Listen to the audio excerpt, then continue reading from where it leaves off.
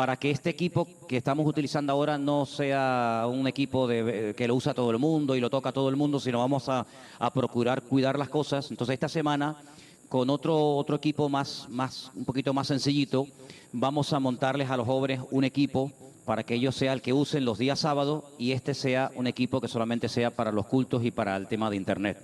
Entonces yo doy muchísimas gracias al Señor por esta familia de El Salvador, que ayer me volvieron a llamar y me dijeron que ellos no son una familia que nada en la abundancia, son una familia de emigrantes salvadoreños que llevan en Estados Unidos desde el año 2003 y con mucho esfuerzo y con mucho cariño, pues sintieron en su corazón, nos llevan viendo aproximadamente hace 3 meses. El punto de referencia le vino a través de otro hermano, también salvadoreño, que nos lleva viendo 6 meses y le recomendó que comenzara a escucharnos. Y bueno, este hermano sintió en su corazón mandarnos esta ofrenda y gracias al Señor, pues entre lo que él mandó, entre la mesa y el cableado, pues gracias al Señor lo hemos podido cubrir. Así es que Dios es bueno. En menos de una semana se ha podido solucionar el problema. Yo creo que el Señor se merece un fuerte aplauso porque Dios es buenísimo. Dios es muy bueno. Amén. Amén. Damos gracias al Señor, de verdad, por este esfuerzo de hermanos que no conocemos personalmente, pero ellos juegan con ventaja porque ellos nos ven a nosotros.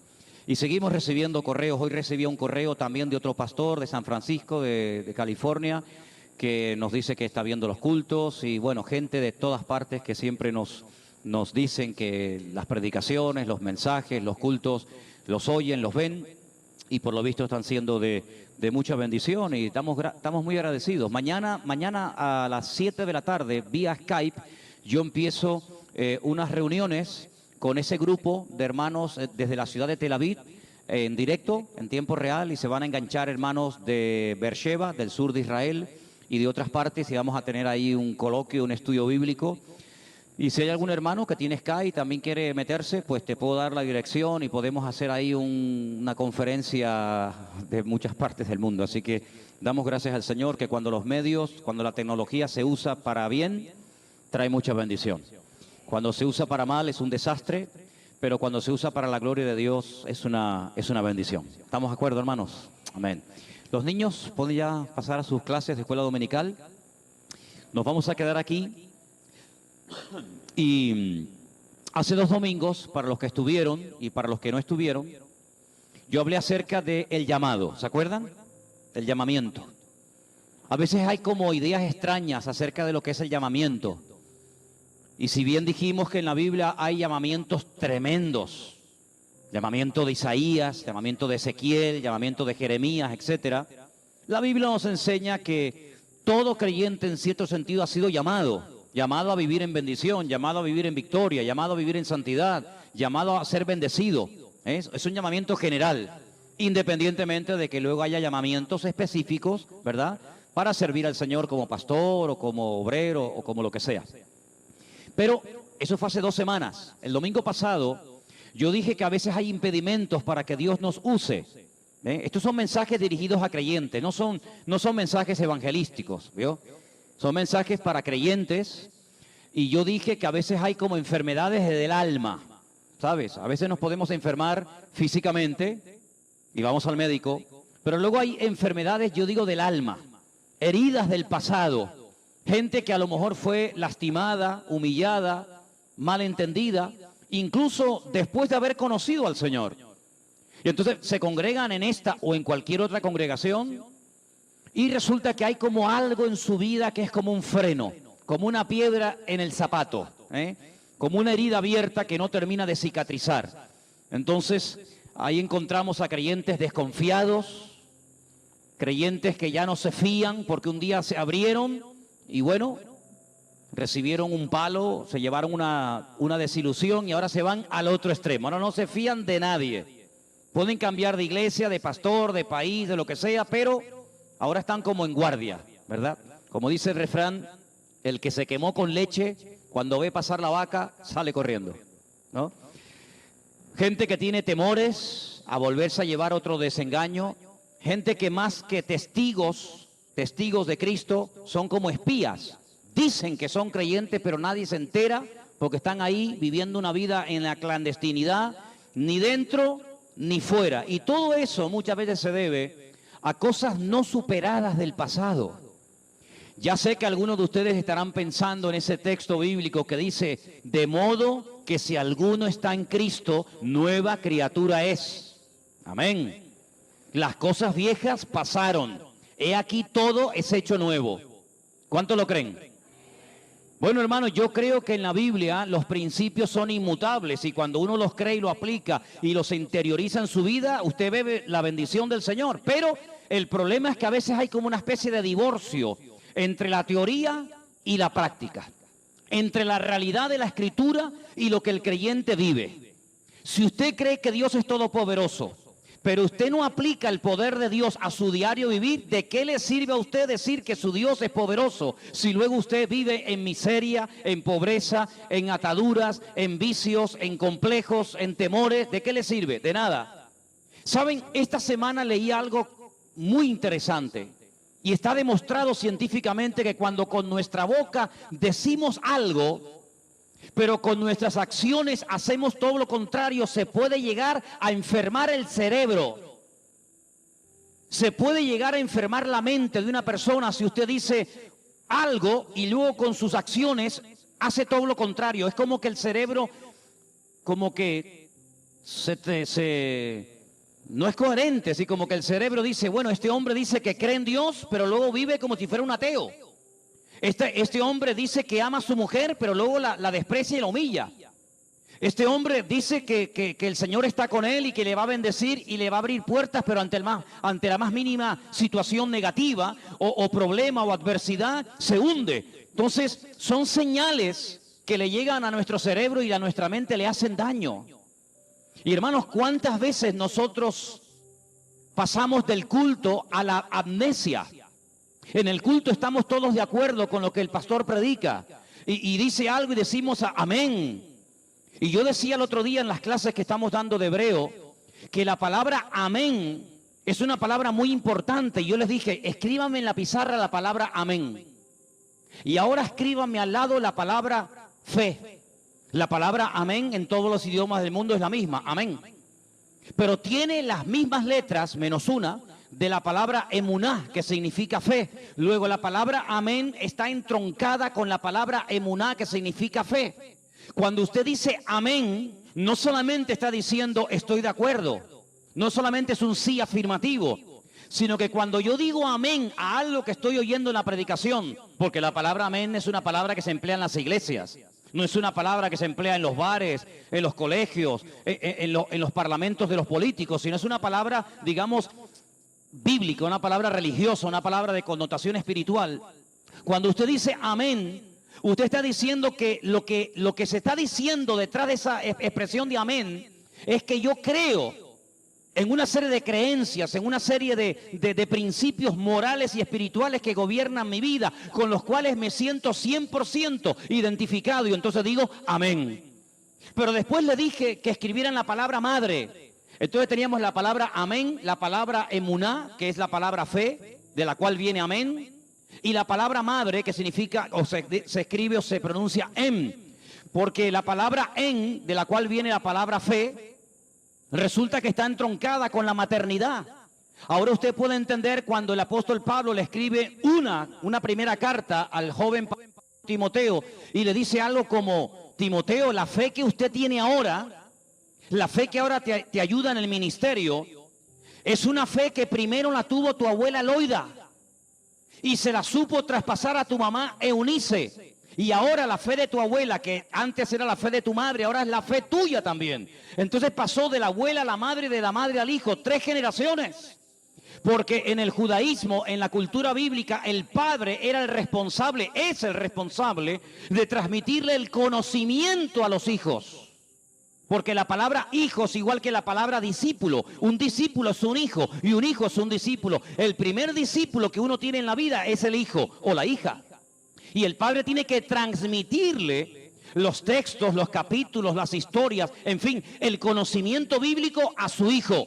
Por eso se habla del Dios de Abraham, pero también era el Dios de Isaac, su hijo. Isaac le traspasó la fe a su hijo, a Jacob, el nieto de Abraham. Es algo que se va traspasando de generación en generación, y en cada generación esa fe llega más pulida que en la anterior. Por eso Jacob fue capaz de orar por una de sus esposas llamada Raquel, que era estéril. ¿Por qué? Porque ya su papá había orado por su madre Rebeca, que también lo era. Y por eso Isaac tenía la fe de que su mujer, que era estéril, Rebeca, podía ser sanada, porque su madre, Sara, también lo fue. Es decir, las matriarcas, Sara, Rebeca y Raquel, habían sido estériles, pero Abraham era el punto de referencia y le enseñó a su descendencia que para Dios no hay nada imposible. Aunque la abuela fuera estéril, aunque fuera una mujer de 90 años, para Dios no hay nada imposible. ¿Cuántos dicen amén? Ahora, amados hermanos, cuando vamos a la palabra del Señor, nos encontramos que como creyentes se tienen que producir cambios. La vida de un creyente es una vida de continuos cambios. ¿Cuántos dicen amén? Dígaselo al que está a su lado. Mire, hermano, la vida de un creyente es una vida de cambios continuos. Y vamos a verlo. Efesios capítulo 4, por favor. Efesios capítulo 4, se ha leído, si usted prestó atención, la lectura de hoy fue Efesios 5. Yo voy a leer en Efesios 4. El pasaje se titula La nueva vida en Cristo. Yo, para sentirme aún más identificado, le he puesto la vida nueva en Cristo. Le he cambiado el orden de nueva vida a vida nueva, así digo que este capítulo lo escribieron para nosotros. A partir del versículo 17... esta carta, que es una maravilla de carta, ahora hablaremos un poquito de ella, dice lo siguiente. Efesios 4, versículo 17. Esto pues digo y requiero en el Señor, que ya no andéis como los otros gentiles que andan en la vanidad de su mente, teniendo el entendimiento entenebrecido, ajenos de la vida de Dios por la ignorancia que en ellos hay, por la dureza de su corazón, los cuales después que perdieron toda sensibilidad, se entregaron a la lascivia para cometer con avidez toda clase de impurezas. Mas vosotros no habéis aprendido así de Cristo, si en verdad habéis oído y habéis sido por él enseñados conforme a la verdad que está en Jesús. En cuanto a la pasada manera de vivir, despojaos del viejo hombre, que está viciado conforme a los deseos engañosos, y renovaos en el espíritu de vuestra mente, y vestíos del nuevo hombre, creado según Dios en la justicia y santidad de la verdad. Sigo en el versículo 25. Por lo cual, desechando la mentira, hablad verdad cada uno con su prójimo, porque somos miembros los unos de los otros. Airaos, pero no pequéis. No se ponga el sol sobre vuestro enojo, ni deis lugar al diablo. El que hurtaba no hurte más, sino trabaje, haciendo con sus manos lo que es bueno, para que tenga que compartir con el que padece necesidad. Ninguna palabra corrompida salga de vuestra boca, sino la que sea buena para la necesaria edificación, a fin de dar gracia a los oyentes. Verso 30. Y no contristéis al Espíritu Santo de Dios, con el cual fuisteis sellados para el día de la redención. Quítense de vosotros toda amargura, enojo, ira, gritería y maledicencia y toda malicia. Y termino con el texto 32 que dice: antes sed benignos unos con otros, misericordiosos, perdonándoos unos a otros, como también Dios os perdonó a vosotros en Cristo. ¿Cuántos dicen amén? Hay varias referencias a lo largo de la carta de Pablo a los Efesios, aunque realmente más que una carta a los Efesios era, en la opinión de todos los comentaristas, una circular. Esta carta, que si usted va al capítulo 1, verso 1, encuentra la palabra Éfeso. En el texto original, en los manuscritos que nos han llegado, la palabra Éfeso no aparece. Y le voy a decir por qué. En aquellos tiempos no era como hoy en día. que cuando uno escribe una carta suele poner el nombre del destinatario y también el remitente, ¿sí? Quién la va a recibir y quién la envía, ¿verdad? Se pone por la parte delante del sobre, fulanito de tal, su dirección, su nombre, su apellido, la ciudad, el código postal, y por la otra parte se suele poner el remitente. En los tiempos de la Biblia, el correo no existía tal y como lo entendemos nosotros hoy en día. Solamente había un correo oficial.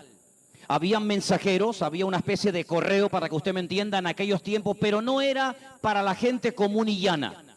Era para mandarse mensajes del rey a los soldados, era para cosas oficiales. Por eso iban lacradas, iban marcadas, iban selladas para que nadie tuviera acceso a la lectura. Ustedes pueden ver muchos ejemplos en la Biblia del correo oficial que existía en la época bíblica. Por ejemplo, la famosa carta. Ay, aquella carta que escribió nada más y nada menos que el rey David, de puño y letra, firmada por él probablemente, y que la manda a través de un mensajero. Mensajero que, por cierto, sería nada más y nada menos que Urías, al que se le pedía en el frente de batalla que se le dejara solo para que cayera muerto en el combate. ¿Se acuerdan de aquello? La gente, cuando se mandaba cartas, la mandaba a través de alguien que la llevaba en mano. No es como ir al buzón, usted la pone y ya el correo se encarga de mandarla. No, en aquellos tiempos, cuando usted quería mandarle una carta a un amigo, a un familiar o a alguna iglesia, usted tenía que mandar a un mensajero. Y el mensajero llevaba la carta, no llevaba por fuera el nombre, no llevaba el remitente. El que recibía, en el caso de la carta a los Efesios, cuando leía el versículo 1, decía: Pablo, apóstol de Jesucristo, por la voluntad de Dios, a los santos y fieles de Cristo Jesús que están en...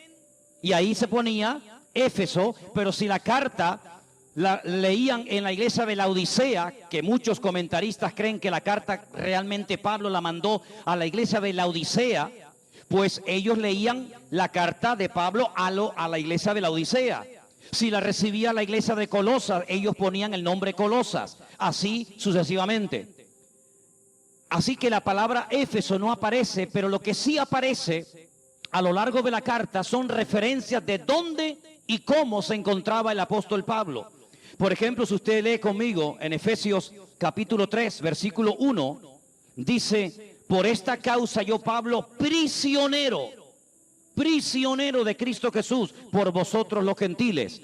Luego, en la misma carta, Pablo dice que él está preso en Roma.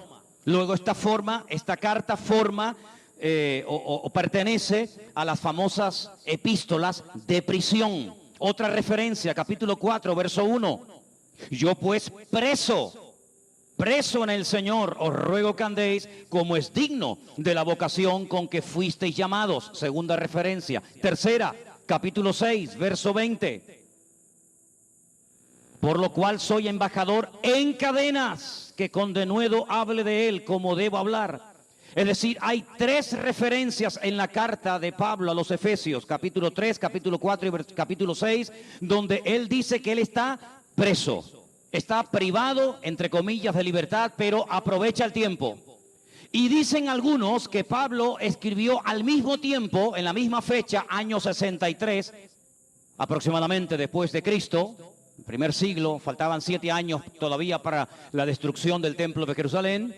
En el año 63 él escribe 2 cartas muy parecidas, con un pequeño matiz o diferencia que ahora les voy a comentar. La carta a los Colosenses y la carta a los Efesios.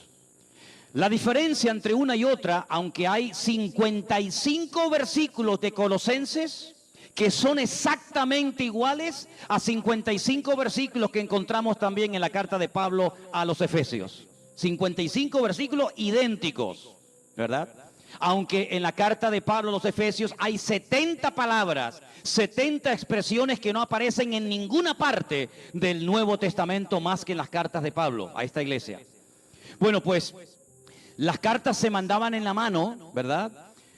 Y cuando llegaban, pues evidentemente la carta que recibía la iglesia la tomaban como si fuera una carta escrita específicamente para ellos. Pero la carta a los Efesios realmente era una circular que tenía que ser leída en muchas congregaciones, porque es una carta que se escribió para los gentiles que salían del paganismo, que salían de la idolatría y se convertían a Cristo y aceptaban al Señor como el Mesías. Y había que enseñarles cómo vive un cristiano, cómo piensa un cristiano, cómo habla un cristiano, cómo se comporta un creyente, porque ellos tenían mentalidad pagana, mentalidad idólatra, mentalidad mundana. Y Pablo da unas directrices y unos principios morales y espirituales para que ellos ahora cambien su forma de hablar, cambien su forma de pensar y lógicamente cambien su forma de vivir. La diferencia entre Colosenses y Efesios es que en Colosenses el Señor pone de relevancia la supremacía de Cristo como la cabeza de la iglesia. Y en Efesios pone como relevancia la supremacía de la iglesia como cuerpo de Cristo. ¿Se da cuenta? Luego, cuando usted estudie la carta a los Efesios, tiene sí o sí que estudiar también Colosenses. Y cuando usted estudie la carta de los Colosenses, tiene sí o sí que leer juntamente la carta de los Efesios, porque ambas se complementan. En una, Cristo como cabeza de la iglesia, y en otra, la iglesia como cuerpo de la cabeza de que es Cristo. Ahora bien, estas cartas, sobre todo la carta de Pablo a los Efesios, hay tres pilares fundamentales sobre los cuales el apóstol Pablo va a construir todos los capítulos que a continuación usted puede leer desde el 1 hasta el 6. Primer principio, y quiero que lo repitan conmigo: somos propiedad de Dios. Dígalo conmigo: somos propiedad de Dios.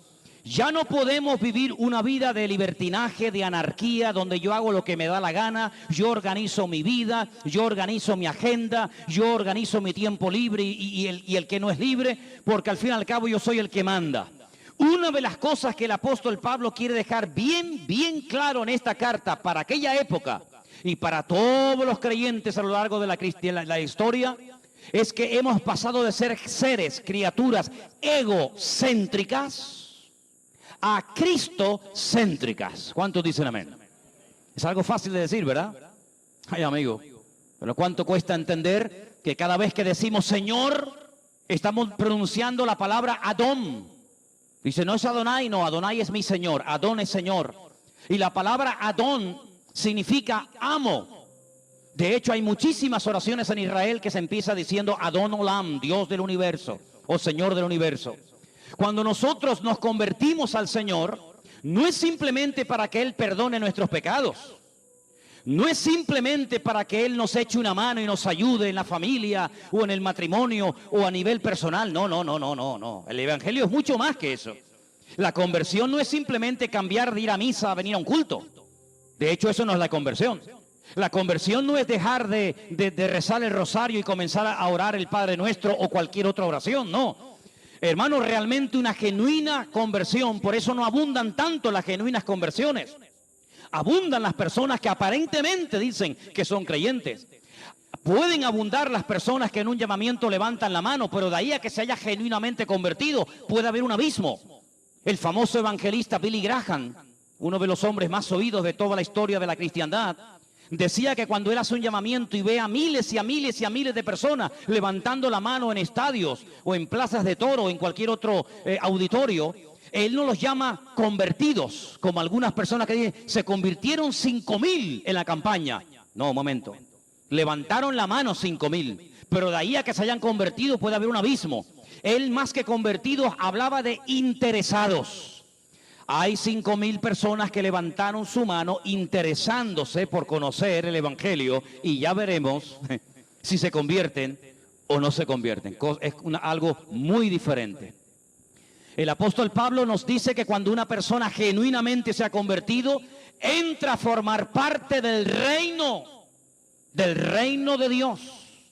Y en ese reino hay un rey, en ese reino hay una autoridad, y esa autoridad se llama Cristo Jesús, que es nuestro Señor, nuestro Rey, nuestro Kyrios, y es la máxima autoridad sobre nuestra vida. Y Pablo en la carta a los Efesios dice, nosotros ahora tenemos un amo, tenemos un dueño. Ahora, nosotros no vivimos en una sociedad donde hay esclavos y libres, en el sentido literal de la palabra, aunque estamos rodeados de millones de esclavos, más que nunca.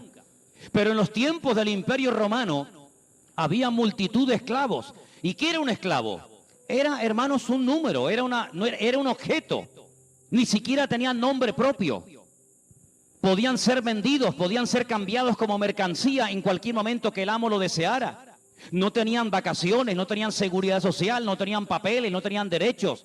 Podían ser juzgados en cualquier momento sin juicio previo. Podían ser condenados, azotados, maltratados, humillados, matados. Y no tenían derecho ni abogado. Solamente los ciudadanos romanos no pagaban impuestos, no podían ser juzgados sin antes ser juzgados, no podían ser condenados sin antes ser juzgados previamente, etcétera, etcétera. Luego, cuando Pablo habla de que tenemos un amo, en aquellos tiempos se entendía que un amo podía hacer o deshacer sobre la vida de un esclavo. Da igual si estuviera cansado. Hay una historia que Jesús cuenta que dice, vamos a ver, cuando el esclavo viene del campo cansado después de haber trabajado todo el santo día, cuando llega a casa, ¿ustedes creen que se sienta y come él primero? Hubiera sido lo lógico, lo normal, ¿verdad? Nuestra mentalidad donde priman los derechos humanos y donde no podemos abusar de los empleados. En aquellos tiempos no, querido. En aquellos tiempos el amo decía, ¿estás cansado? Sí, pues te aguantas. Primero me pones de comer a mí, de paso me lava los pies, me acomodas la casa y al final del día, si te queda algo de tiempo, comes tú. Y uno dice, qué crueldad. Es que los tiempos de la Biblia, aquellos siglos, fueron tiempos de tremenda crueldad. Así eran, hermanos, como animales, privados de todo derecho y de toda oportunidad. Solamente los esclavos judíos, solamente ellos, en el año de jubileo, podían ser puestos en libertad. Pero si usted era un esclavo filisteo, un esclavo amorreo, o había caído en las manos de algún pagano, olvídese, usted ya nunca más volvería a ser una persona libre. Nunca más. Por eso muchas veces se habla en la Biblia de la libertad gloriosa de los hijos de Dios, que antes éramos esclavos y ahora somos libres. En aquellos tiempos la libertad era un regalo, un privilegio. Había gente que nacía como esclavos, vivían como esclavos y morían como esclavos. Ahora bien, el Señor dice a través de la pluma, de la boca del apóstol Pablo, que ahora nosotros tenemos un dueño, una autoridad, y es nuestro Señor, y a Él le rendimos cuenta. Segundo principio que Pablo enseña en esta carta a los Efesios: nuestra vida ahora tiene propósito. Dígalo conmigo, nuestra vida tiene propósito.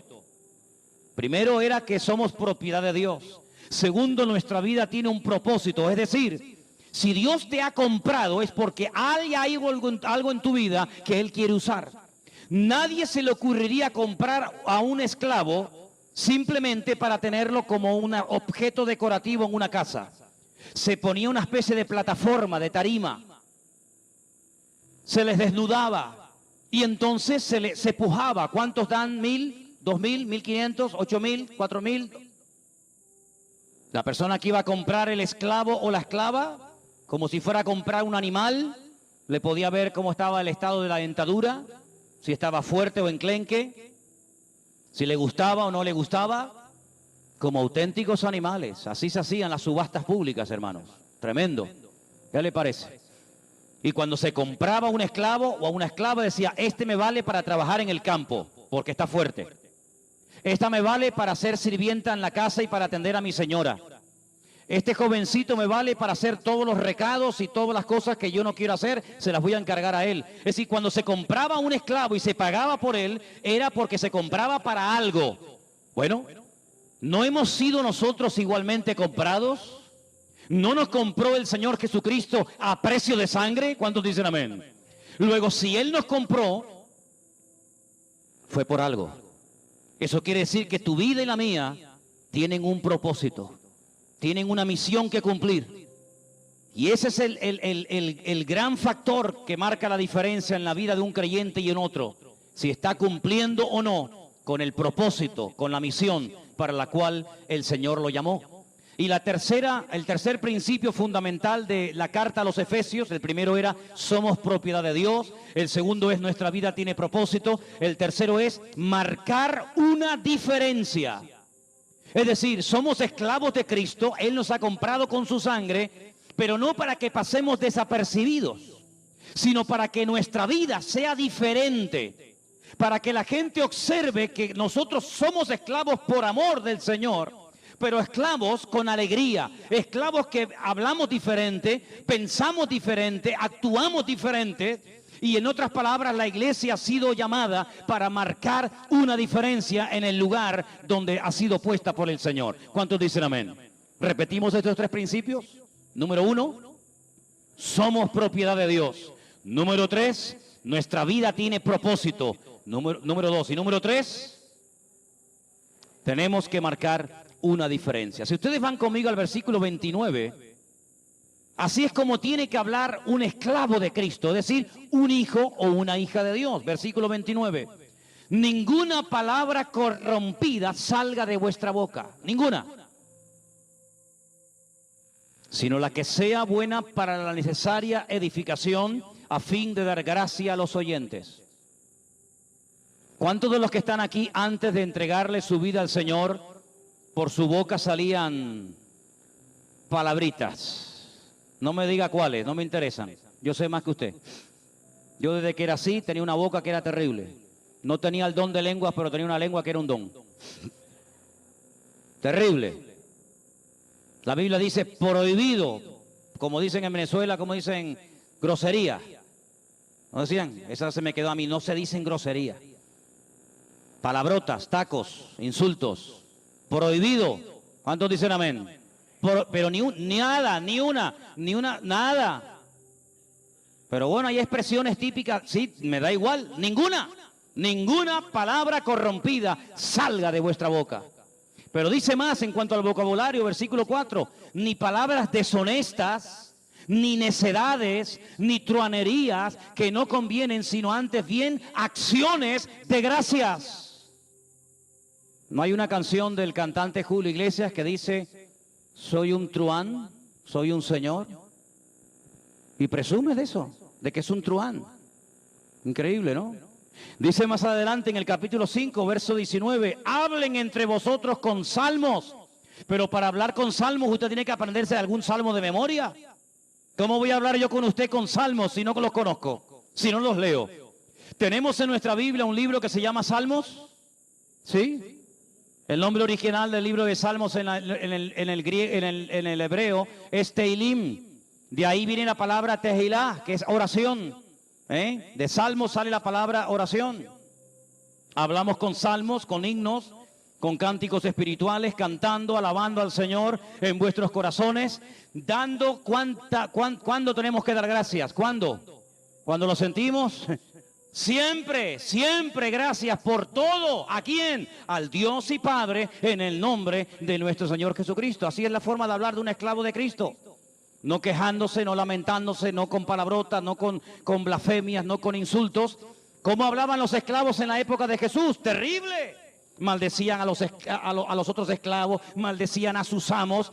Una característica de un esclavo de Cristo es que habla diferente. Es un esclavo, pero no se queja. Es un esclavo, pero no se lamenta. Es un esclavo y bendice. Y si no puede bendecir o porque no quiere o no puede, se mantiene cerrado, porque en boca cerrada no entra mosca. ¿Cuántos dicen amén? La forma de hablar. Pero mire, por ejemplo, en el versículo 17. Esto pues digo y requiero en el Señor que no andéis como los otros gentiles que andan en la vanidad de su mente. La forma de pensar de un esclavo de Cristo, de un hijo, de una hija de Dios, es diferente. ¿En qué piensan los gentiles? En otras palabras, ¿en qué piensan los que no tienen a Cristo? En tonterías, en presumir, en aparentar, en fingir, en imitar a otras personas. Sin embargo, la mente de un creyente no puede estar ocupada en esas vanidades, sino los pensamientos de un creyente tienen que ser diferentes. Tiene que haber una pureza de labios, una pureza moral, una pureza en los ojos, una pureza en todos los aspectos y áreas de nuestra vida. Porque la vida de un cristiano es una vida en continuo cambio. No es que yo hablo de que cambié hace 30 años cuando conocí al Señor, me quedé ahí. No. Ese fue el cambio principal, pasar de muerte a vida. Pero yo dije el domingo pasado, y lo recuerdo, que cuando el Señor Jesucristo resucitó a Lázaro, Lázaro no podía caminar, porque Lázaro salió atado con unas vendas y con unas ligaduras que le impedían moverse. El Señor Jesucristo le dio vida, ya no era un muerto. Pero el Señor Jesucristo antes de marcharse dio una orden, ¿se acuerdan cuál fue? Desatadlo y dejadlo ir. ¿Cómo va a ir Lázaro así por la vida? No puede caminar, tiene que ir como un canguro dando saltitos. Va atado. Así no se puede servir al Señor, así no se puede dar testimonio. Así no se puede vivir atado. Y tú no puedes vivir atado por lo que te hizo tu marido, tu padre, tu madre, el vecino, el pastor, fulanito, menganito. No, hermano. Dios nos ha llamado a vivir en la libertad gloriosa de los hijos de Dios. ¿Cuántos dicen amén? Si seguimos un poquito más adelante, nos vamos a dar cuenta que hasta con el tiempo, fíjate tú, el tiempo, tenemos que tener mucho cuidado. Capítulo 5, verso 16, dice, aprovechando bien el tiempo. ¿Por qué? Porque los días son malos. Es decir, abundancia de tiempo libre fue uno de los grandes problemas que llevó a la ruina y a la perdición a los habitantes de Sodoma y Gomorra. Eso dice la Biblia. Abundancia de pan, es decir, demasiado, abundancia, prosperidad. Cerraron la mano al prójimo, no se identificaron con la necesidad del prójimo y dice que tenían abundancia de tiempo libre. Cuando una persona está continuamente pecando, pensando tonterías, es porque tiene demasiado tiempo libre, porque para pecar hace falta tiempo. Así que organice bien su tiempo, su lista de prioridades, de tal manera que no tenga tiempo ni para pecar. ¿Cuántos dicen amén? Ahora, hay tres palabras que en este capítulo que hemos leído se mencionan, porque usted sabe que el Nuevo Testamento se escribió ¿en qué idioma? En griego. Y el griego es un idioma como el hebreo muy rico, muy rico. Y hay una serie de palabras y de expresiones que se traducen de una forma, pero cuando uno profundiza en ellas, la riqueza es tremenda. Pablo dice que los gentiles, los que no conocen al Señor, tienen una mente llena de vanidades. Pero una de las palabras, hay tres, pero una de las palabras que Pablo emplea es la palabra porosis. Ya viene la famosa expresión o la famosa enfermedad o problema en las articulaciones de osteoporosis, que son esas calcificaciones que nacen en las articulaciones, que las terminan deformando o haciendo totalmente insensibles, y esa calcificación termina siendo más dura que el mismo hueso. Y Pablo utiliza esa palabra para decirle, hay gente en nuestros tiempos que tienen la mente más dura y el corazón tan petrificado como esas calcificaciones que salen en las articulaciones de algunas personas, que terminan deformándoles y terminan impidiéndole que muevan esa mano, esa rodilla, ese codo o esa articulación. Y así erais vosotros, dice el apóstol Pablo, gente dura, gente endurecida, gente que no tenía ya ninguna sensibilidad. Tremendo, ¿no? Pero uno dice, pero Pablo está hablando del siglo I, del año 63 de la era cristiana o del año 2016. Porque hoy en día mira que hay gente dura a nuestro alrededor, ¿sí o no? Gente dura. Han visto tu cambio, han visto tu transformación, puede ser incluso hasta un pariente, un familiar tuyo, y en vez de alegrarse, algunos hasta se ofenden. Porque son porosis. Dile, eres un porosis. Una persona endurecida, sin ninguna sensibilidad a las cosas del Señor, petrificado. Otra palabra que emplea es la palabra aselgeía. Y tengo aquí digamos, la definición de esta palabra que aparece en el texto original y significa, escucha, es una disposición a todo tipo de pecados. Es decir, están abiertos a lo que sea. Hombres, mujeres, niños, niñas, de noche, de día, con uno, con cuatro. Impresionante. Abiertos a todo, pero lo malo. Cuando le habla del Señor se cierran, pero para lo pecaminoso están abiertos. Esa palabra tiene que ver con una actitud que hoy en día está muy al orden del día, y es que la gente llegará a un punto en el que no tendrán vergüenza por el pecado que están practicando. No lo ocultan, no se preocupan de lo que puedan pensar los que lo están viendo, porque son personas que han perdido toda sensibilidad, como hemos dicho, pero toda vergüenza, no les importa nada, no tienen escrúpulos y además alardean y presumen y están orgullosos de su desorden. Y ahí tenemos todos los años, no solamente en Madrid, sino en muchas ciudades del mundo, el famoso Día del Orgullo Gay. Orgullo gay, porque están orgullosos de ser unos degenerados, porque están orgullosos de llevar una vida de desorden, antinatura. Los famosos sexólogos a nivel mundial, Master and Johnson, dijeron, y no son cristianos, dijeron que la homosexualidad y el lesbianismo son auténticas aberraciones sexuales. Y hay enfermedades que contraían en un principio los homosexuales, que los que no lo eran no las contraían. Luego, lógicamente, se transmitieron a todo tipo de personas. Dios ama a los homosexuales, por supuesto que sí, pero no va a permitir ni el pecado de ellos ni el de ningún otro pecador, porque Dios dice que la paga del pecado es la muerte. Y la homosexualidad no es una enfermedad, la homosexualidad es un desorden que puede ser corregido solamente con el poder de Dios, porque muchísimos homosexuales son auténticos amargados y gente que son esclavas y personas que incluso han querido salir de eso, pero no pueden, porque hay como una especie de atadura en su vida. Ya sé que si esto lo ve más de uno, en los medios de comunicación dirán que somos fanáticos, me da igual lo que digan. Hay en algunas naciones, y una de ellas, Estados Unidos, en algunos estados, que usted ya no puede decir absolutamente nada de los homosexuales, porque tienen más derechos ellos que los que no lo son. Pero a mí me da igual lo que opinen los medios de comunicación, y me da igual si me multan, y me da igual si me encarcelan, me da exactamente igual. La homosexualidad es un pecado antinatura. Dios creó a un hombre para una mujer y a una mujer para un hombre. Y cuando el hombre rompe la estructura divina, que se atenga a las consecuencias, mi querido hermano. Y lamentablemente este país fue el primero de Europa.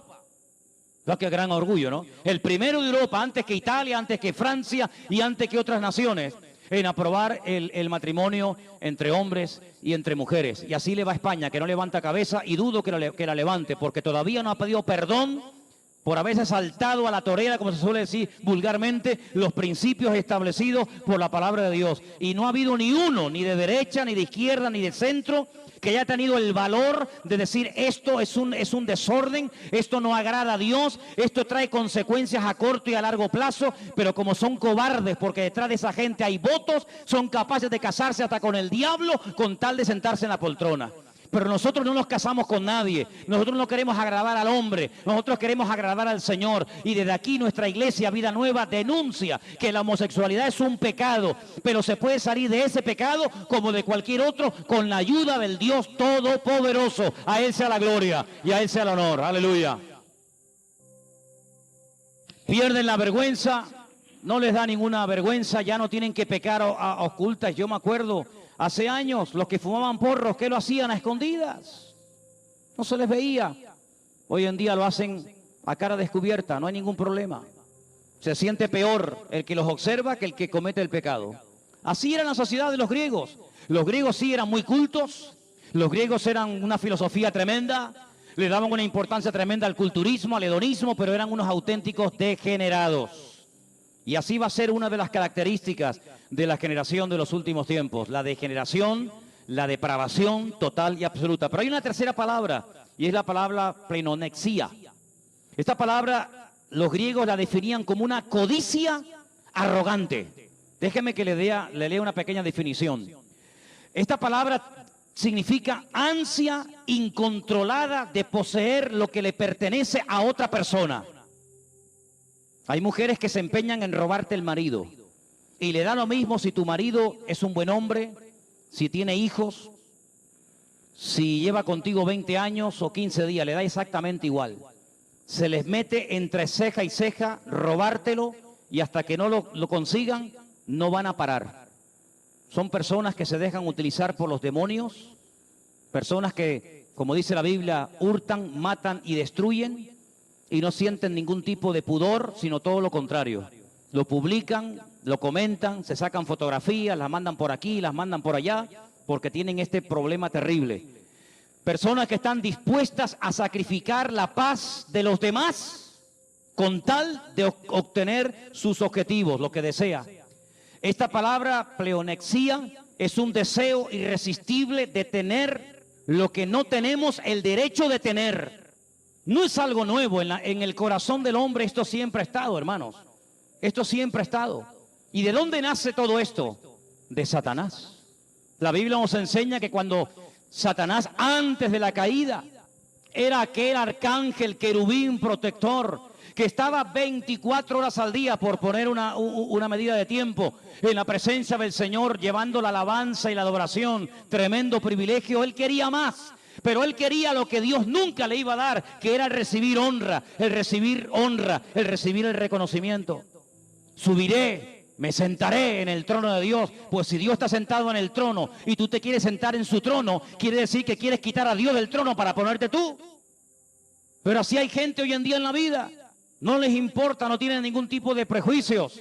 Si tengo que robar los ahorros de una persona mayor porque quiero quedarme con ese dinero, lo hago. Si tengo que engañar, mentir, ultrajar, manipular, pisotear o incluso hasta matar, lo hago, porque es una ansia que me carcome el alma, y hasta que no consiga lo que quiera, no voy a parar. Así era Acab. ¿Se acuerdan de Acab? Hace poquito hablamos de él. Uno de los reyes más perversos, el más perverso de la historia del pueblo de Israel, casado con la perversa Jezabel. Fíjate lo que tenía este hombre, era un rey, hermano. Un rey puede tener todo lo que le dé la gana, pero él se empeñó en una pequeña viña del vecino llamado Nabot. Nabot le dijo: yo no puedo venderte esta tierra, tú lo sabes, nuestra ley, la ley de Moisés nos prohíbe vender la tierra, porque la tierra no es mía, la tierra es del Señor. La tierra que yo recibí de mis padres la tienen que recibir mis hijos y mis hijos a sus hijos. No podemos vender la tierra del Señor. Pero él se empeñó, y Jezabel, ¿qué hizo? Levantó calumnia, puso falsos testigos contra Nabot, y dice que lo apedrearon, lo mataron hasta la muerte injustamente. Y ahora llega y le dice esta perversa a su marido: desciende, toma la viña de Nabot, ya no hay ningún problema. Oye, que has dejado una familia sin padre, que has dejado a unos hijos sin padre, que te has cargado a un hombre inocente, que has levantado falso testimonio. No importa, los que tienen esta mentalidad perversa y retorcida y diabólica, no les importa mentir, engañar, manipular, lo que haga. Fíjate cómo está describiendo Pablo la mentalidad de los griegos en su época. Gente insensible, gente petrificada en el alma, en el corazón, gente sin ningún tipo de vergüenza. Así eran las personas a las cuales Pablo quería alcanzar para el Señor Jesucristo. ¿Y sabe lo que les dice? Y así eran muchos de ustedes. Pero ¿quién fue el que ablandó el alma? ¿Quién fue el que hizo esa obra milagrosa de derretir esos corazones? El Señor Jesucristo, cuando entró en sus vidas. Pero, hermanos, la herencia espiritual que recibimos pesa mucho, más de lo que ustedes imaginan. La cultura, las costumbres, las tradiciones, cuando nos convertimos al Señor, no es que se olvidan definitivamente, no, cuidado. Hay gente que todavía tiene costumbres y prácticas y palabras y actitudes de antes de conocer al Señor, y lo que el apóstol Pablo intenta enseñarnos a través de esta carta es que, hermanos, tengan mucho cuidado con volver atrás. Tengan mucho cuidado con volver a esas prácticas ancestrales que sí forman parte de la cultura de su pueblo, de su raza, de su etnia o de lo que sea, pero no tienen nada que ver con los principios del reino de Dios que ahora tienen que gobernar y dirigir nuestras vidas. El apóstol Pablo nos da 3 consejos. Versículo 22. En cuanto a la pasada manera de vivir, ¿qué dice? Despojaos. Despojaos del viejo hombre que está viciado conforme a los deseos engañosos. Es como si usted tiene una ropa sucia, vieja, que ya no sirve para nada. Pablo dice: quítesela, tírela a la basura y no se la vuelva a poner más. Despréndanse. Ahora, ¿por qué le dice a los efesios y a todos los creyentes, incluido a nosotros, despojaos? Porque somos nosotros, usted y yo, con nuestra voluntad, que no ha quedado anulada cuando nos convertimos al Señor, los que tenemos que tomar la determinación de decir: esto no lo vuelvo a hacer nunca más.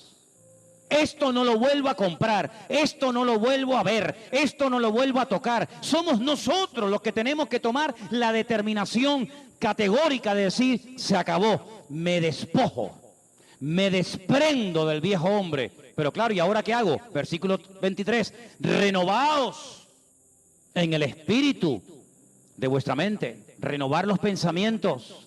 ¿Por qué? Porque a lo mejor su papá, su mamá, su escuela, su religión, su cultura, o sabe Dios, le enseñaron a usted a reaccionar, a pensar, a actuar de una forma cuando sea agredido, cuando sea maltratado, cuando sea humillado o cuando tenga problemas. A usted le dijeron: usted no sea tonto, usted hable. Usted, si le pegan, pegue. Usted no se deje humillar por nadie. Y esas cosas están ahí en la cabeza. Pero claro, cuando uno va a la Biblia, uno se encuentra que lo que nos pide el Señor hacer en determinadas ocasiones es al revés de lo que nos enseñaron con toda la buena voluntad del mundo nuestros padres, ¿sí o no? Mi padre, un día yo llegué a casa con el ojo morado y el labio este de aquí abajo roto. Tengo hasta la cara del que me lo hizo. Llegué a casa llorando. ¿Y a quién fui? A mamá. Mi padre me cogió así y me dijo: la próxima vez que usted venga a casa así, le pego yo otra paliza y le pongo el ojo y el labio de arriba roto. A usted, cuando le peguen, defiéndase, pegue. Ay, hermano, ¿para qué fue aquella? Así me expulsaron de 4 colegios.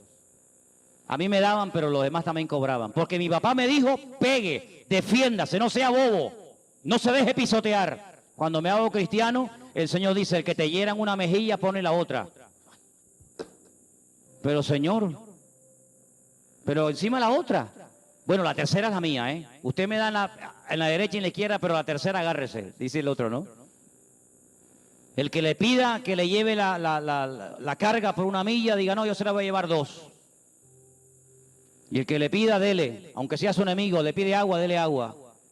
Y usted dice: Señor, pero esto no se enseña, esto no es lo que se enseña en las escuelas, en las clases, en la familia. Entonces, ¿cómo hago ahora? ¿Qué le hago caso a mi Padre terrenal o a mi Padre celestial? ¿A quién le hago caso?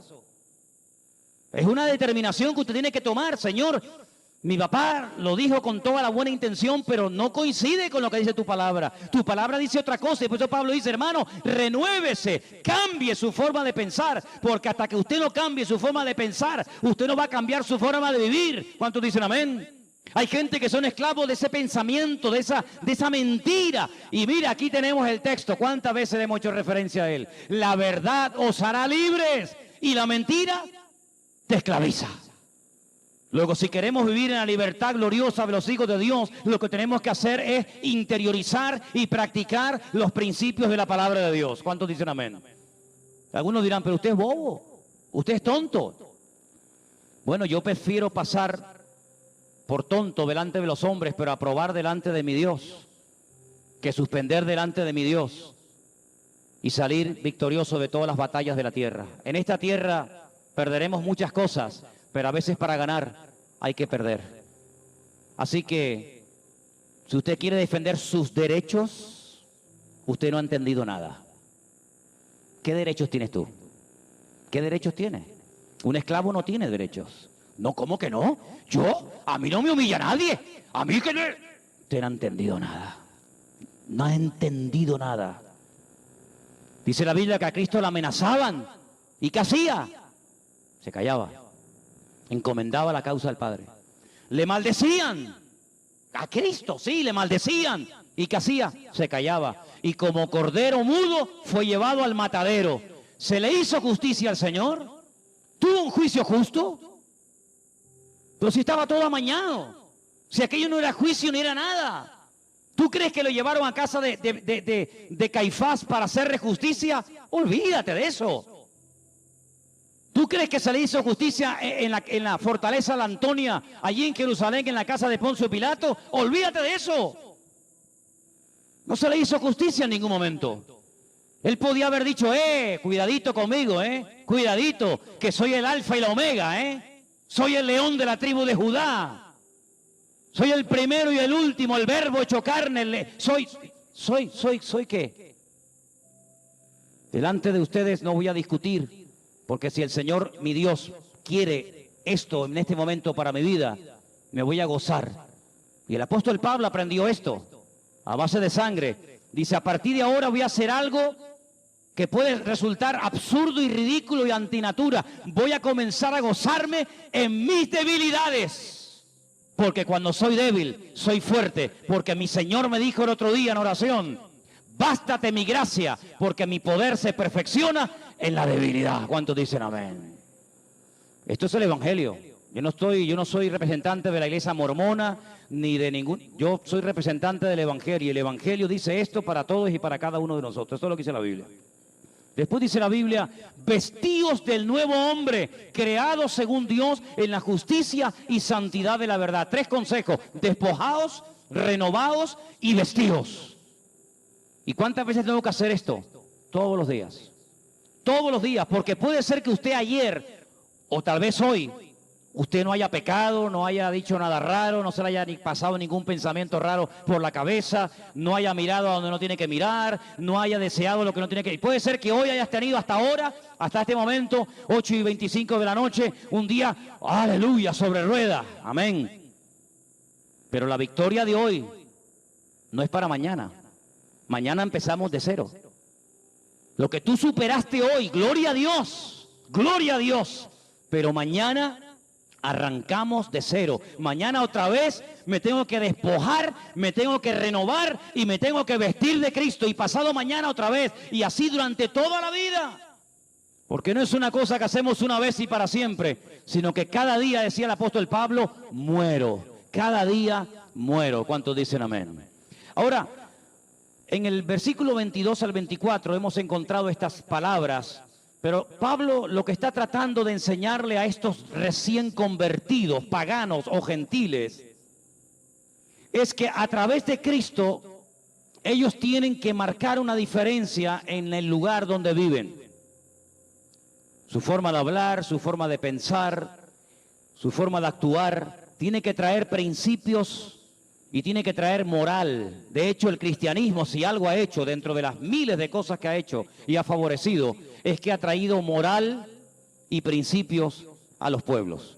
Todas las constituciones prácticamente del mundo, aunque no las quieran aceptar ni reconocer, están basadas en los principios morales y espirituales de la Biblia, de la palabra de Dios. El no matar, el no robar, el no apropiarse de la propiedad ajena, etcétera, etcétera. Es decir, nosotros tenemos que ser un punto de referencia a la manada de degenerados que nos rodean todos los días de nuestra vida.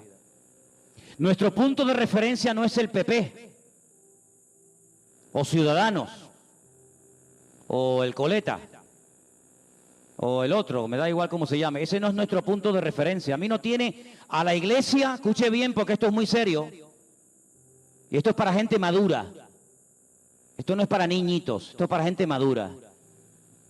Los políticos y el mundo no tienen absolutamente nada que enseñarnos a nosotros los cristianos.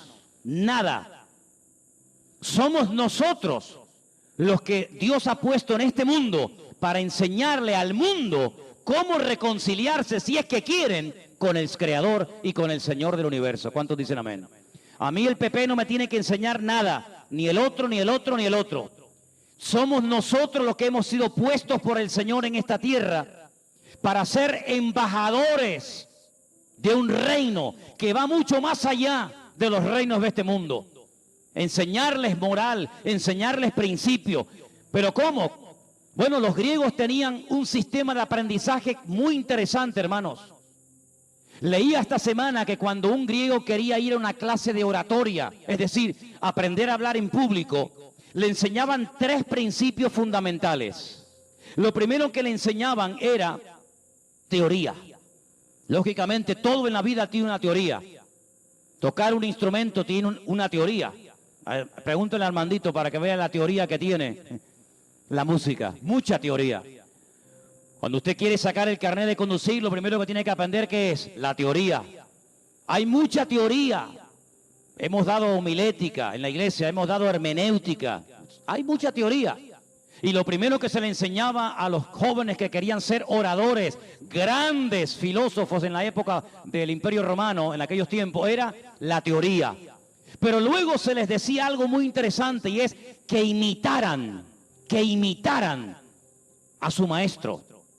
De ahí que el apóstol Pablo en varias ocasiones utiliza la expresión de imitadme a mí. Es decir, yo les he enseñado el evangelio, yo les he enseñado, yo les he dicho lo que se tiene que hacer y lo que no se tiene que hacer. Yo les he dicho cómo se predica y cómo no se predica. Yo les he enseñado lo que hay que creer y lo que no hay que creer. Yo les he enseñado todo, la teoría, pero si ustedes quieren decir, ¿y eso cómo se hace? Dice Pablo, imítenme a mí. No es que Pablo fuera perfecto, no. Pero, por ejemplo, ustedes, ¿a quién oraban antes? A Afrodita, a Apolos. ¿Cómo adoraban ustedes, mujeres paganas y gentiles, a vuestros dioses? Prostituyéndose. El acto más sublime, el acto de más devoción y sacrificio que una mujer devota a una divinidad griega o romana de aquella época podía hacer, ¿cuál era? Vender su cuerpo, ofrecer su cuerpo. Y ofreciendo su cuerpo en el altar para que otros abusaran de ella, estaba demostrando que ella se entregaba en cuerpo y alma a sus dioses. El apóstol Pablo veía mujeres desnudas, con el pelo totalmente rapada, porque así se ofrecían aquellas mujeres en aquella época, y se ofrecían en Corinto a todas las personas que venían al templo de Artemisa, de Júpiter, de Eros, de Cibeles, etcétera, etcétera. Y el apóstol Pablo escribe una carta y dice, así como presentabais vuestros cuerpos antes para el pecado, presentad ahora vuestros cuerpos, pero para servir al Señor. Porque ahora os avergonzáis de lo que hacíais con vuestros cuerpos, porque no os queda nada de aquello. Pero ahora presentad los miembros de vuestros cuerpos para santificar a Dios. Es decir, lo que antes utilizabas para lo malo, ahora utilízalo para lo bueno. Y llega un punto en el que dice, presentad vuestros cuerpos en sacrificio. Y tú dices, ¿qué estás diciendo? ¿Que nos matemos?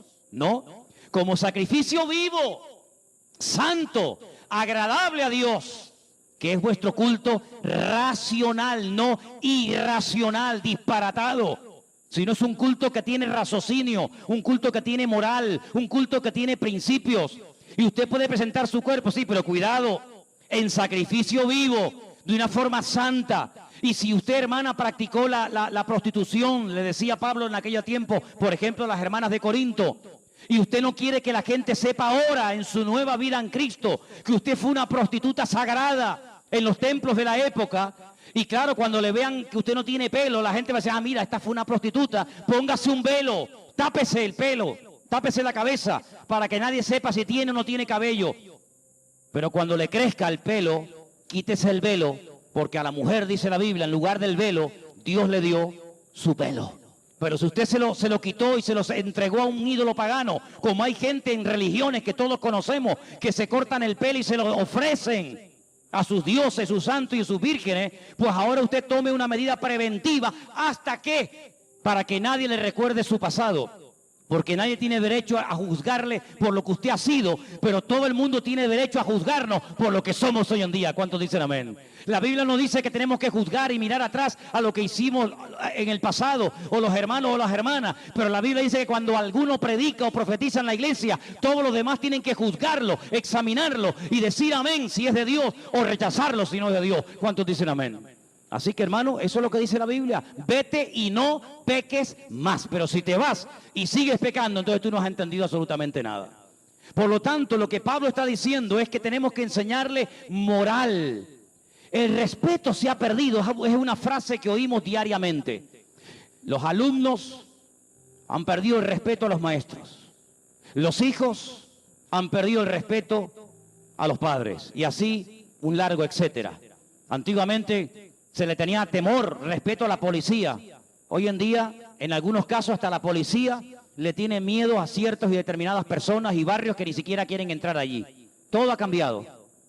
Hoy en día lo malo es bueno y lo bueno es malo. ¿Cómo se puede recuperar eso? ¿Cómo podemos enseñarle al mundo que hay un estilo de vida diferente, de respeto, de orden, de sometimiento? ¿Quién va a enseñar eso? ¿Qué partido se va a proponer? ¿Qué partido pone en su programa electoral? Vamos a enseñar como asignatura prioritaria el respeto de los hijos hacia los padres. Ninguno, porque aunque lo intente va a ser un fracaso. Vamos a enseñar moral. Vamos a enseñarle a España a vivir una vida moral. Vamos a enseñarles a orar. Vamos a enseñarles a tener una buena relación los padres con los hijos y los hijos con los padres. Vamos a enseñarles principios para que las familias se lleven bien. Olvídese de eso. Pero Dios ha puesto en este mundo a su pueblo, a su cuerpo, a su iglesia, para que a través de tu boca, de tu vida y de la mía, podamos decirle al mundo que hay una forma diferente de vivir, Y por eso tenemos toda la autoridad y cuidado cuando digamos eso. Mundo, mírenos a nosotros para que vean lo que Cristo ha hecho en nuestras vidas. ¿Cuántos dicen amén? Es una tremenda responsabilidad, ¿no le parece? Ahora, déjeme que le diga algo y quiero terminar haciéndole una pregunta. ¿A quién imita la gente hoy en día? ¿A quiénes imitan? ¿A quiénes observan?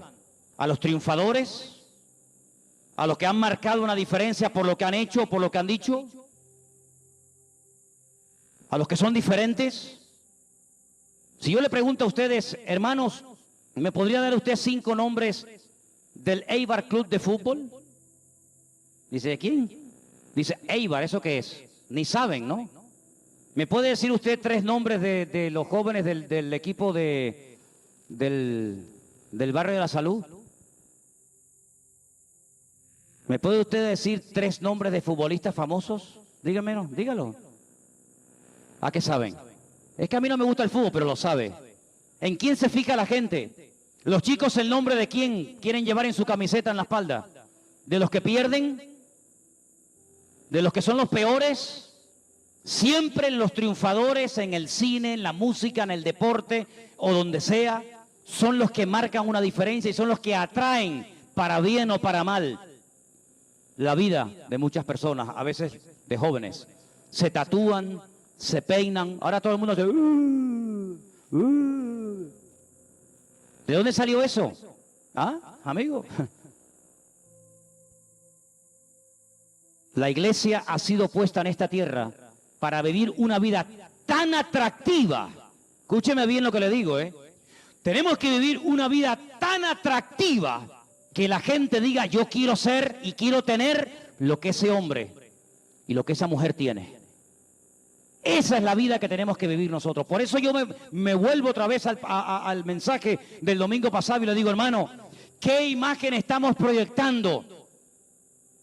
Si usted vive una vida en derrota, si su vida es un desastre, ¿qué le van a imitar a usted?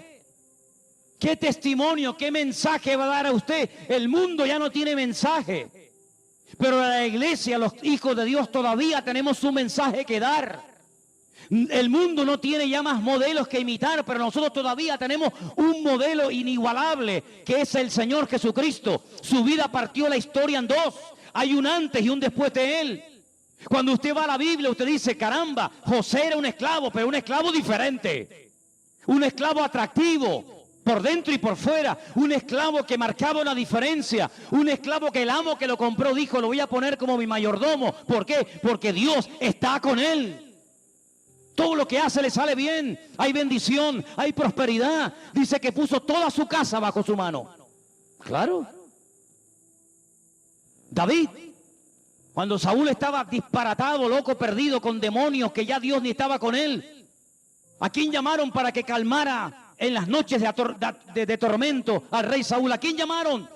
Al que peor tocaba, al que tenía la arpa toda desafinada, las cuerdas rotas. No, dice, llamaron al que mejor tocaba el arpa en Israel, al mejor músico del país. ¿Quién es ese? Un tal David, el hijo de Isaí. Un hombre que cuando toca a los demonios sale corriendo. Un muchacho que tal vez no es muy conocido, pero cuando toca la gracia, la unción de Dios está con él, de que hasta el mismísimo rey de Israel dice que se pone a escucharlo y puede dormir y puede conciliar el sueño, porque cuando David toca el arpa es como si Dios trajera un bálsamo a través de sus manos. Amigo, ¿y el Señor Jesucristo? ¿A quién seguían en su época? ¿A quién? ¿A Caifás? ¿A Barrabás? ¿A quién seguían las multitudes? Venían de Siria, venían de Grecia a escucharlo a él. La gente hacía kilómetros y kilómetros, días y días viajando. ¿Para ir a dónde? Para ir a escucharle a él, porque él enseñaba, dice, con autoridad. Él echaba fuera demonios, él daba de comer a las multitudes hambrientas, él abría los ojos de los ciegos y estaba la gente horas y horas y horas y horas escuchándole, sin comer, sin beber. ¿Por qué? Porque ¿dónde vive? ¿Dónde vivía Isaac? ¿Dónde vivía? En Beer Sheba. Beer significa pozo, Sheba 7, el lugar de los 7 pozos. 7 pozos recibió como herencia de su padre. Pero ¿qué pasó? Los filisteos se los tapaban. Le echaban piedras, le echaban tierra, y el pobre Isaac se iba a otro sitio, abría un pozo, se lo volvían a taponar, se iba a otro sitio, se lo volvían a taponar, hasta que dice que llegó a Rehobot. Rehobot es lugares anchos. Y dice que allí el Señor le habló y le dijo: ¿tú qué es aquí? No se vaya, no se mueva de aquí. Siembra aquí. Los que han estado allí saben de lo que estoy hablando. Sembrar allí era una locura. Sembrar allí era un disparate. Porque no era tierra, era arena. Y en la arena no se puede sembrar una cosecha de maíz, ni de trigo, ni de tomate, ni de papas, ni de nada. En la arena, ¿qué va a sembrar usted? Nada. Pero el Señor le dijo: usted siembra ahí, no se mueva de ahí. Siembre. Dice la Biblia que sembró ese año. Y cuando llegó el tiempo de la cosecha, ¿qué dice la palabra? ¿Usted lo sabe, sí o no? Cosechó a 100 por 1. Una cosecha impresionante, fuera de toda posibilidad humana. Ay, amigo, vinieron los filisteos. ¿Y vino quién? El jefe de los filisteos. Y pactaron con él. Le pidieron perdón y dijeron: reconocemos que la mano de Dios está contigo. Dice que le llegaron a tener envidia, le llegaron a tener celos. El diablo le tiene envidia y celos a un verdadero creyente, a un creyente que está comprometido, a un joven que vive una vida ordenada y santa. El diablo le tiene envidia y celos. No se tiene envidia y celos de nadie si esa persona no desprende algo que esta persona quiere tener. Pero Isaac desprendía bendición, Isaac desprendía presencia. ¿Cómo puede este muchacho en pleno desierto tener una cosecha más grande que yo en una tierra fértil y con buenas aguas? Esto tiene que ser un milagro. Claro, es que cuando la gente vea un cambio en tu vida, no te van a dar la gloria a ti, le van a dar la gloria al Dios tuyo. Y dice que ese año pactaron con Isaac. Hermanos queridos, estamos viviendo un momento en el que este país está descabezado. Estamos en un país sin cabeza. Pero nosotros tenemos una cabeza. Y se llama Cristo. Y nosotros somos su cuerpo. Y cuando el cuerpo está conectado a la cabeza, el cuerpo no tiene que tener ningún temor. Pero recuerde siempre esto. Yo sé que es muy sencillito. Hasta los niños lo pueden entender. No es el cuerpo el que le dice a la cabeza lo que tiene que hacer, sino es la cabeza la que le da las instrucciones al cuerpo. Hay creyentes que cuando oran le dicen a Dios lo que tiene que hacer, cuándo y dónde y cómo. No, ya no vivo yo, más que se haga tu voluntad en mi vida. Usted es cuerpo. Puede ser que en ese cuerpo usted sea oreja. Puede ser que en ese cuerpo sea boca. Puede ser que en ese cuerpo sea nariz. Pero no es cabeza. Ninguno de nosotros somos cabeza. Somos miembros los unos de los otros, bien unidos. Pero tenemos todos una cabeza en común. Y esa cabeza es nuestra autoridad, es nuestro Adón, es nuestro Señor. Y de Él vienen las instrucciones. Y por eso cuando nos levantamos por la mañana y cuando nos levantamos y hacemos frente al día y a la vida, le tenemos que decir al Señor: ¿qué quieres que haga hoy? ¿Cuáles son tus instrucciones? Díctame, Señor, el plan, la agenda para este día. Y cuando nosotros nos sometemos a Él y nos despojamos de nosotros mismos, de nuestra sapiencia, de nuestra experiencia, de nuestra sabiduría, como dijo el apóstol Pablo: cuando fui a vosotros, ustedes saben lo que yo les predicaba. ¿Qué les predicaba? A Cristo crucificado. ¿Para qué? Para que no se quedaran sorprendidos ni enganchados, ni cautivados a humana sabiduría, sino que vuestra fe esté puesta en el Dios vivo y en el Dios verdadero. Eso es lo que predicamos. La gente allá afuera tiene que ver en nosotros algo diferente. Mañana cuando vayas a trabajar, cuando vayas al instituto, a la universidad o donde sea, marca una diferencia. Si verdaderamente tu vida está conectada con la fuente, si verdaderamente tu vida está conectada al Señor, al autor de la vida, nuestra vida tiene que ser una forma de hablar distinta, de pensar diferente. Si no, seremos exactamente iguales, con la diferencia de que en vez del domingo ir al estadio, venimos a un lugar llamado iglesia, pero no habrá ninguna diferencia. Con la diferencia de que en vez de haber ido el domingo a la playa, hemos venido a un culto. Pero si nos oyen hablar igual, pensar igual, reaccionar igual y actuar igual, ¡qué vida atractiva! ¿Qué diferencia estamos marcando? Ninguna. Así que, hermanos, tenemos un propósito en la vida. Que Dios te ayude a cumplirlo. Pero no puedes pasar mucho tiempo de brazos cruzados. No estés de brazos cruzados viviendo tu relación con el Señor. Tienes que hacer algo, ¿eh? Aquí en esta iglesia te tienes que poner las pilas. No te acostumbres a entrar y salir, entrar y salir. Ay, qué bonito el mensaje. No, no, no, no, no. Esto es un ejército. Y en un ejército los soldados tienen que estar activos, velando y orando. Tienes que buscar tu sitio, tienes que ponerte las pilas, no seas un vago. Sé una persona activa en el reino, involúcrate en las cosas del Señor. Y el Señor te quiere usar, pero en la medida en que tú te dejes usar, el Señor usará tu vida. ¿Cuántos dicen amén? Vamos a orar, hermanos, por favor. Incline su rostro en esta tarde y pídale al Señor de verdad, de corazón: Señor, yo quiero vivir según las leyes del reino. Yo quiero agradarte, Señor, con mi vida.